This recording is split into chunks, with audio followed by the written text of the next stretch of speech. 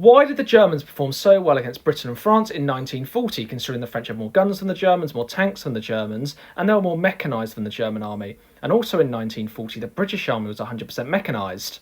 The first reason is the German plan, of course, going through the Ardennes. The Allies didn't expect this because the Ardennes were heavily forested, and also the roads in the Ardennes were dirt tracks effectively, and that meant that the Allies hadn't built many defences around there to stop the Germans once they broke through. And the reason the German was able to move so quickly was each of their tanks had their own jerry cans to fill up, so they could fill up their tanks fairly quickly compared to the French, who used big, massive tankers and filled their tanks up one by one, which took a lot of time.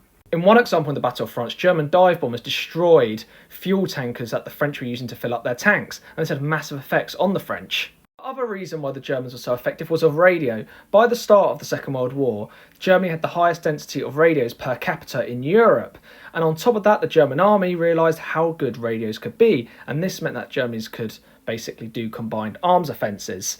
And on top of that, the issue was the French. The Germans used radios really effectively, but the French was very top-heavy down and used telephone lines. And the issue is when bombers destroy telephone lines, you can't send a message out. So what do? You get someone on a bike to send the message to someone. But the issue is the roads are clogged up with refugees, the bike's getting there late, but time the message has got to the person it needs, the orders are out of date, and then the commander has to go back, oh, what do I do? And then time the message goes back, everything has changed. And this caused big issues and just general disorganisation and just mayhem during the Battle of France due to the French's organisational structure. On top of that, the other reason was the German tactics of bypassing strong defensive positions, meaning they could conquer France quicker, and also the Luftwaffe. The Luftwaffe's role was not a strategic air force, but a close air support air force.